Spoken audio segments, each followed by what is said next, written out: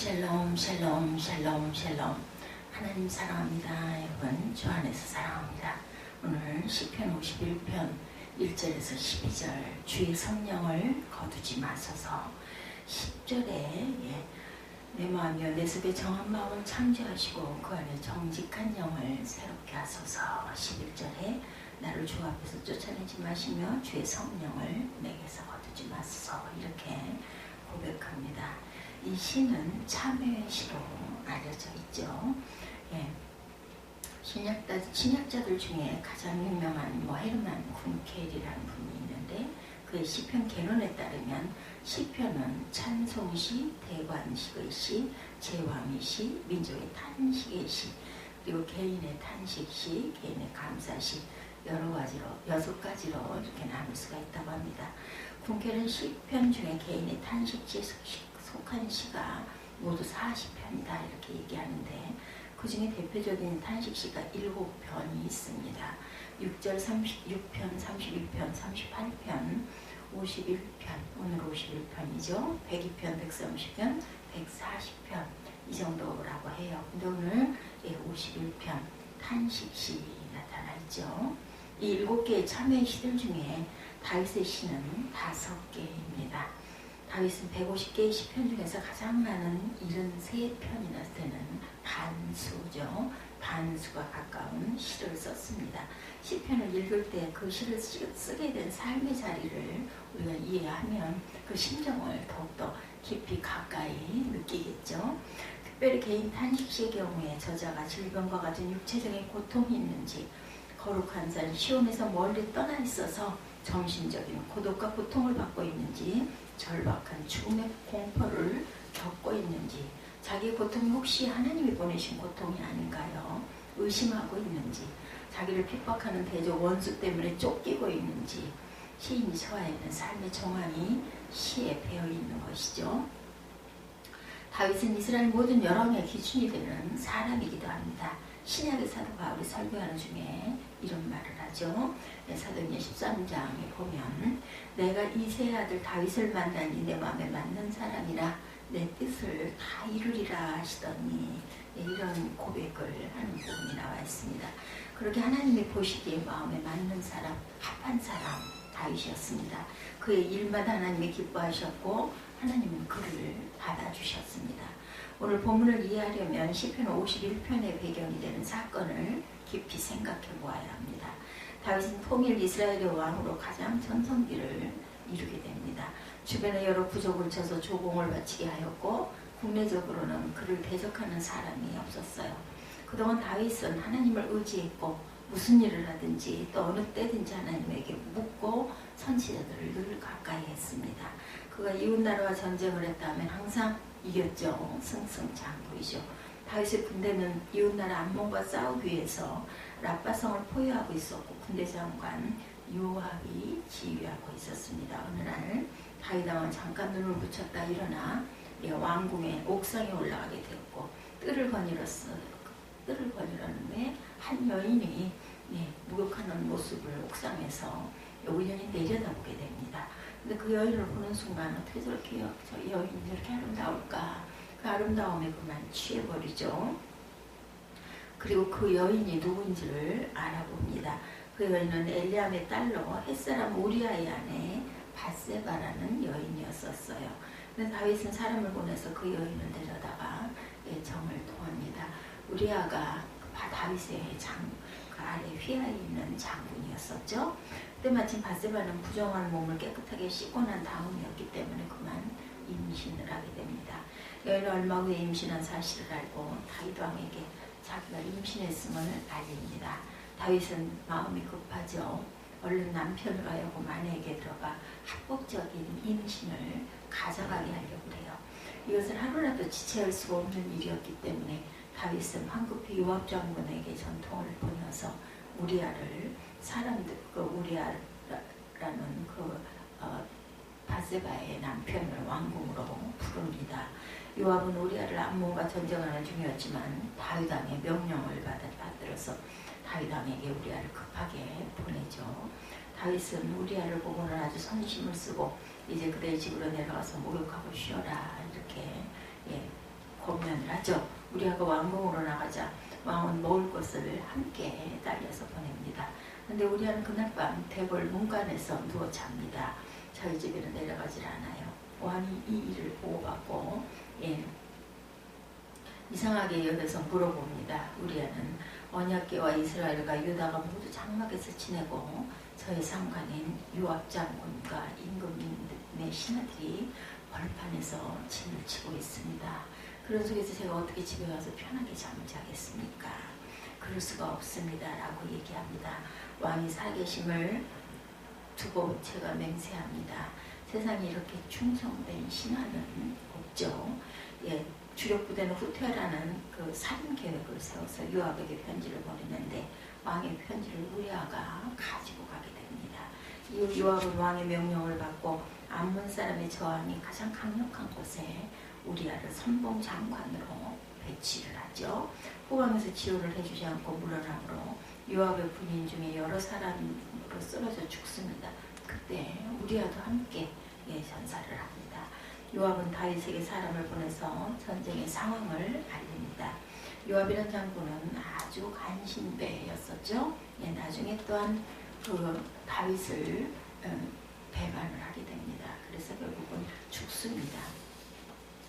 이렇게 해서 다윗은 자신의 그 음모를 계획을 이루죠. 칼이라는 것은 이 편도 죽이고 저 편도 죽이기 마련이니 이번 일로 걱정하지 말고 용기를 잃지 말아라. 다윗은 이렇게 오히려 장군들을 위로를 합니다. 우리아가 죽었다는 말을 듣고 사람을 보내서 그 여인 바세바를 자기 그 목적대로 왕궁으로 데려옵니다. 그 여인은 이렇게 해서 다윗의 아내가 됩니다. 그러나 이번 일은 정말 하나님 보시기에 악을 행하는 것이었죠. 우리는 다윗의 범죄를 우리가 잘 정리를 해봅니다. 죄를 짓는 것은 영적으로 안일에 빠질 때 영적인 해이가 불러온 범죄입니다. 다윗의 영성이 떨어지고 있었어요. 다윗 왕은 전쟁 중에 있는데도 무슨 안일에 빠져 있었습니다.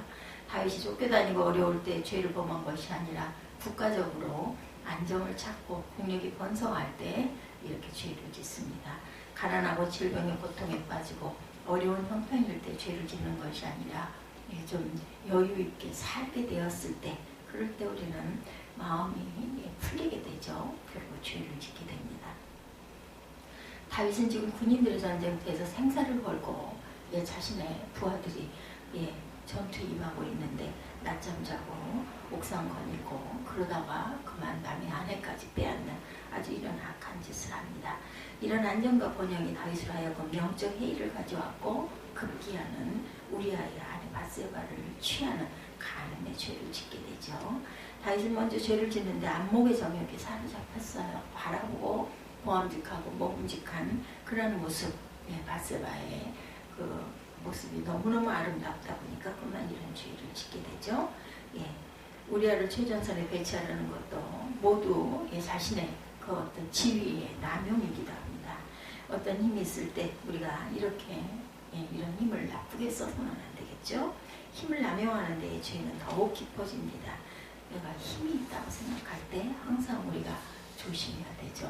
말씀에도 있죠. 섰다고 생각할 때 넘어질까 조심하라. 자는 말씀이죠.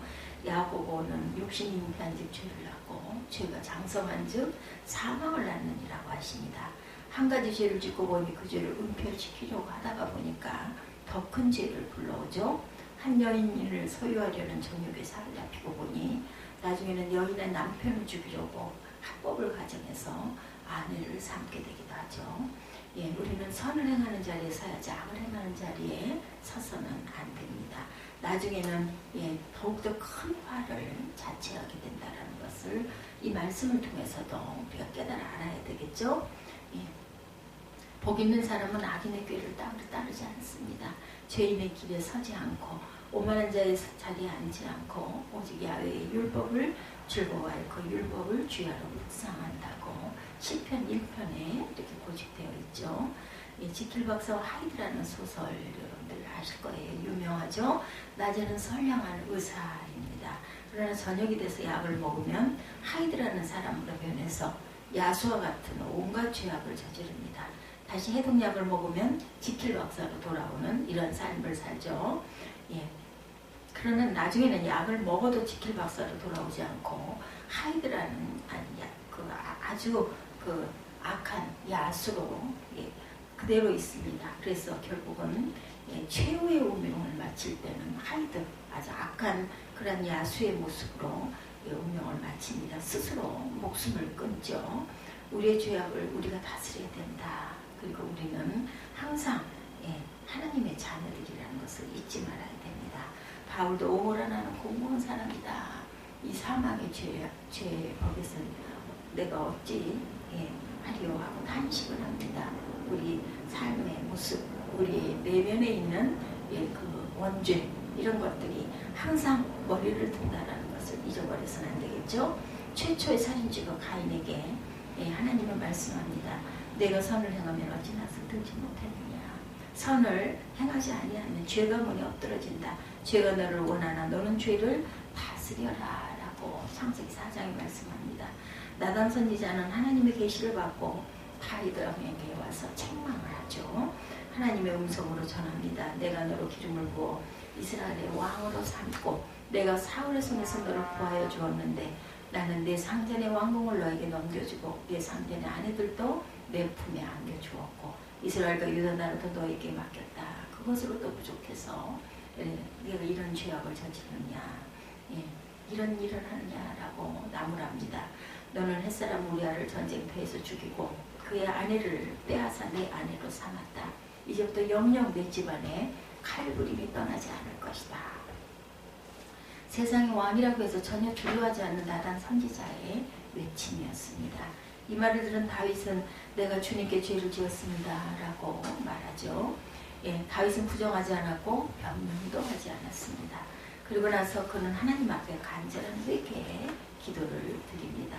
그의 침상에서 슬피 부르짖어 기도하는데 이런 기도를 하죠. 하나님은 그 말을 듣는 순간 야훼께서 왕의 죄를 용서해 주십니다. 그렇게도 믿음이 좋은 다윗이 어떻게 이렇게 끔찍한 죄악에 빠지게 되었을까? 그동안 무슨 일을 하든지 하나님 앞에서 항상 묻고 행하던 다윗이 우리아의 밧세바를 데려오는 동안 기도를 하지 못했습니다. 기도를 할 수가 없었겠죠. 이런 죄를 지으면서 어떻게 기도를 할 수 있었겠습니까? 다윗이란 사람이 성군이 된 이유는 모든 기준이 하나님 보시기에 정직히 행했기 때문이었는데 잘못이 없고 죄가 없어서 성군이 아니었죠. 엄청난 죄를 짓는 사람이죠. 그러나 마음속으로 죄를 지을 일이 있을지라도 남의 부인이 빼앗지 않았고 그의 남편을 죽이고 부인을 빼앗지는 않았습니다. 우리가 항상 사람이라고 하면 인간이 포기하였다고 남편을 죽인 사람, 이런 것은 인간이기를 포기한 그런 모습이죠. 나단 선지자가 왕궁에 들어와 책망할 때 다윗은 깊이 뉘우칩니다. 하나님의 말씀 앞에 자기를 돌아보게 되고 그의 잘못을 진정으로 뉘우치고 그의 침상의 베개가 눈물에 젖어 흥건해질 정도로 통에 자복을 합니다. 시편 51편 17절 말씀이죠. 하나님께서 구하시는 제사는 상한 심령이라 하나님이여 상하고 통회하는 마음을 주께서 멸시하지 아니하리이다. 이렇게 고백을 합니다. 오늘 본문에서 상한 심령을 가지고 하나님 앞에 나아가야 되겠죠. 우리는 죄를 회개하고 아픈 마음으로 죄를 알면서 죄를 버려야 합니다. 다윗은 회개하는 것을 뒤로 미루지 않았고 하나님 앞에 바로 잘못을 인정하고 용서를 빌었기 때문에 훌륭한 사람이라고 우리의 기억에 남죠. 우리는 허물이 없는 사람이 아닙니다. 완벽한 사람들이 하나도 없습니다. 그렇지만 내가 잘못했을 때 하나님, 제가 잘못했습니다. 제가 죄를 지었습니다. 이런 마음밭이 중요합니다. 우리 모두 비슷비슷해요. 다 뭐 조금 낫기도 하고 조금 더 모자르기도 하고 이 차이일 뿐입니다. 그래서 도토리 키재기다 이런 말이 있을 정도로 그 정도로 우리는 다 비슷비슷합니다. 베드로와 가롯 유다의 차이 아시죠? 베드로는 금방 내 죄를 회개하고 엎드려 울었고 가롯 유다는 자신이 잘못했다는 것까지는 느꼈는데 돌이키지를 않았습니다. 인정하지 않았습니다. 그것으로 그냥 자살을 해버리죠. 길은 천국과 지옥으로 나뉘게 됩니다. 죄를 합하지 않고 무뎌집니다. 죄를 죄로 보지 않는 것이 문제인 거죠. 오늘 시편 51편 다윗이 밧세바와 정에 통한 뒤에 예언자 나단이 그를 찾아왔을 때 뉘우치고 지은 시 이런 표제가 붙어 있습니다. 유명한 시편 주석가이신 아놀드 로즈 박사는 이 시편의 제목을 참회 중에 참회다 이렇게 붙였어요. 이 시는 성경원과 밖에서 찾을 수 있는 모든 참회시 중에 가장 좋은 참회시. 많은 사람이 이 시를 읽고 묵상하는 중에 사죄의 은총을 입어서 하나님의 은혜의 보좌 앞에 인도함을 받을 수가 있었습니다. 여기서 한 죄인은 만나지만 회개하는 죄인은 거룩한 하나님의 사람인 것입니다. 회개의 기도죠. 1절에서 7절까지 하나님이여 주의 인재를 따라 내게 은혜를 베푸시며 주의 많은 긍휼을 따라 내 죄악을 지워주소서. 나의 죄악을 맑게 씻었으며 나의 죄를 깨끗이 제하소서. 물은 나는 내 죄가를 아오니 내 죄가 항상 내 앞에 있나이다. 내가 주께만 범죄하여 주의 목전에 악을 행하였사오니 주께 말씀하실 때 의로우시다 하고 주께 심판하실 때 순전하시다 하리이다. 내가 죄악 중에서 출생하였으며 어머니가 죄 중에서 나를 잉태하셨나이다. 보소서 주께서 중심의 진실함을 원하오니 내게 지혜를 은밀히 가르치리이다. 우슬초론을 정결케 하소서. 내가 정하리이다. 나의 죄를 씻어주소서. 내가 눈보다 희리다. 이렇게 고백합니다. 그동안 다윗은 자기 인생에 꼭 지워버리고 싶은 것이 있었어요. 그래서 하나님이여 주의 인자를 따라 내게 은혜를 베푸시며 주의 많은 긍휼을 따라 내 죄악을 지워주소서. 여러분은 이렇게 고백할 그런 죄악들이 혹시 있으십니까? 이렇게 고백하시기 바랍니다. 다윗은 하나님 앞에 나아가죠. 인자하신 하나님, 긍휼이 풍성하신 하나님, 이 시기에 그 앞에 죄를 가지고 나아갑니다. 인자라는 말은 헤세드의 히브리 원어죠. 이 말은 하나님의 항구적인 약속, 계약에 의한 은혜와 사랑이죠. 한번 이스라엘 하나님의 대우 아버지가 되시겠다고 약속하신 것을 잊지 않는 사람을 말합니다. 다윗은 이렇게 인자와 긍휼과 자비하심을 따라 죄악을 용서하여 달라고 기도합니다. 다윗은 그의 속에 가득한 더러운 죄악을 씻어내고 싶었어요. 나의 죄악을 맑게 씻으시며 나의 죄를 깨끗이 제하소서 이렇게 외치죠. 그는 자기가 완악한 사람이고 자기 마음속에 도사리고 있는 죄인이라는 것을 압니다. 다윗은 자기의 죄를 알았습니다. 알았다라는 말 야다죠. 야다. 완전히 이해하고 있고 피부로 느끼고 절감을 합니다. 나는 내 죄가를 아오니 내 죄가 항상 내 앞에 있나이다. 그는 죄악 중에서 출생한 것이다. 죄과 죄악이라고 비슷한 말을 열거하면서 강조합니다. 옛날 6월절이면 우슬초라는 풀에 피를 적시고 대문에 뿌리기도 하고 정결 예식을 거행할 때 우슬초에 물을 묻혀서 뿌리기도 해서 죄를 정결하게 합니다. 그래서 우슬초로 나를 정결하게 하소서. 내가 정하리이다. 나의 죄를 씻어주소서. 내가 눈보다 희리이다. 이렇게 말씀하죠. 우리의 더러운 죄악을 씻어 깨끗하게 하고 용서하실 수 있는 분은 오직 하나님뿐이시다. 하나님 우리 주님을 보내시사 그의 피를 흘리시고 쏟으심으로 우리의 더럽고 추한 죄를 다 용서하셨습니다. 우슬초로 나를 정결하게 하소서라는 말씀은 우리 주님이 흘리신 물과 피를 가지고 우리의 죄를 씻어달라는 기도와 같습니다. 이사야 선지자는 오라 우리가 서로 변론하자. 너의 죄가 주홍 같을지라도 눈과 같이 희어질 것이요 진홍같이 붉을지라도 양털같이 희게 되리라. 이사야 1장 18절 말씀이죠. 우리가 새로워짐을 위한 기도를 다윗처럼 해야 되겠죠. 8절에서 12절입니다. 내게 즐겁고 기쁜 소리를 들려주시사 주께서 꺾으신 뼈들로 즐거워하게 하소서. 죄의 얼굴을 내 죄에서 돌이키시고 내 모든 죄악을 지워주소서. 하나님이여 내 속에 정한 마음을 창조하시고 내 안에 정직한 영을 새롭게 하소서. 나를 주 앞에서 쫓아내지 마시며 주의 성령을 내게 거두지 마소서. 주의 구원의 즐거움을 내게 회복시켜 주시고 자원하는 심령을 주사 나를 붙드소서. 이렇게 새롭게 해주소서. 하나님께 고백하는 저와 여러분들이 되셔야 할 줄로 믿습니다. 오늘 특별히 9절에 내 속에 정한 마음을 창조하시고 라고 할 때 창조라는 말은 바라, 히브리 원어로 바라죠. 이것은 하나님의 창조를 나타내는 특별한 단어이기도 합니다. 이 바라는 무에서 유를 지으시는 것으로 인간이 무엇을 만든다는 말이 아니라 하나님이 창조하실 때 사용하시는 그런 단어입니다. 정말 하나님이 새롭게 창조해서 새로 지어주시기를 간절히 바라는 마음이죠. 순수하고 깨끗한 마음, 정한 마음이 되기를 원합니다. 다윗은 자기 안에 있는 영으로 정직한 영이 되기를 원했습니다. 하나님으로부터 나는 너를 모른다고 하는 자리에 들어가지 않고 주의 성령을 거두지 마시소서 하고 부탁을 드리죠. 여기서 다윗은 회복의 은사를 사모하고 있습니다. 주의 구원의 즐거움을 회복하고 더욱 기쁘게 자원하는 마음이 넘치게 되기를 소망을 합니다. 다윗은 하나님께 자기를 떠날까 보아 전전긍긍을 합니다. 구원의 즐거움을 놓칠까봐 안타까워합니다. 주의 영을 떠나버리면 그는 아무것도 아닙니다. 주의 영을 붙들어야 합니다. 하나님 나를 붙들어 주소서. 이렇게 낱낱이 고백하고 자원하는 심정이 되기를 탄식하고 있는 이 귀한 시편 51편. 우리에게 내가 너를 축복하겠다, 내가 너를 복주겠다 이런 말씀도 아주 중요하지만 이 고백으로 인해서 하나님이 그래 너는 내 아들이다. 역시 내가 너를 다시 붙들어주마. 내가 너를 다시 일으켜주마. 내가 너에게서 정직한 마음을 새롭게 해주고 내 성령을 너에게 더욱더 보내주마. 이런 약속, 이런 끝까지 인도하시는 하나님의 사랑, 그 사랑 안에 거하시는 저와 여러분들은 복된 하루가 되시기를 주님의 이름으로 축복합니다. 기도하시겠습니다.